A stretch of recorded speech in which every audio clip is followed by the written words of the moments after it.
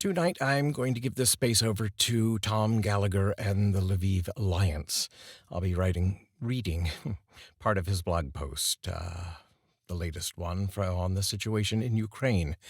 To read the post in its entirety, please sign up with Lviv Alliance or follow Tom for Ukraine on Instagram. The link will be in the description.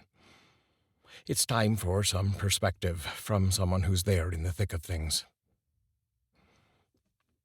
The traumatic story. Mariupol.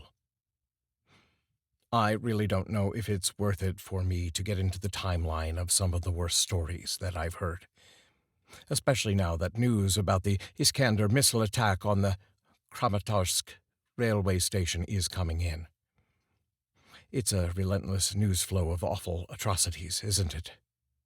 Still, we're starting to get late arrivals in from Mariupol, people who lived through the siege and the related starvation. One family staying at one of the volunteers' apartments here in Lviv went through the horrors of being fired on by Russian troops during 2 attempts to escape the city by car. The car was hit by gunfire, but the people inside were not. After that first effort, they returned home to find their apartment block no longer standing. They would spend much of the next days in bomb shelters in the neighborhood, living off melted snow.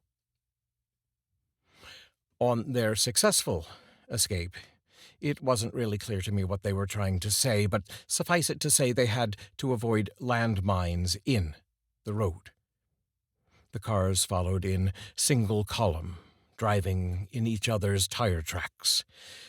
Along the way, they passed one car that was either hit by gunfire or detonated a mine. Inside was a dead mother and her 2 small children, also dead.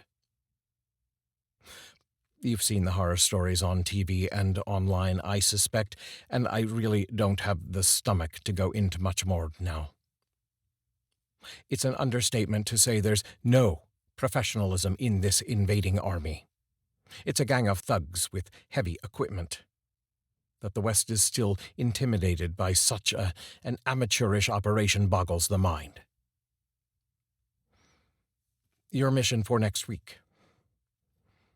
Take a page from my own critique of the U.S. proceeding without a clearly defined mission. I'm going to give you a mission for next week. Many of you have already donated, and so I don't want you to donate more unless you were really planning on making ongoing contributions anyway. What I'd like you to do is talk to at least 5 new people and try to get them signed up to follow Lviv-alliance-org.org and or follow my Instagram campaign at Tom for Ukraine. For those of you who have not donated, you do what best suits your budget and interests, but know that even $25 helps. That amount gets a tube of toothpaste to 10 families for the next month. And like the others who have donated, keep spreading the word and bringing up the Ukraine crisis in conversation, awkward as it may be. You don't think I find this whole thing inconvenient and awkward? I'd be better off if I had cookies to sell you. Aid centers in town are witnessing flagging support, and if we're going to see an uptick in refugees out of the big cities like Kharkiv, Odessa, and Dnipro, then we're going to be in a world of hurt here. It's unlikely those folks will just be transiting Lviv on their way to Poland and beyond, because they probably lack the funds and connections to make it that far.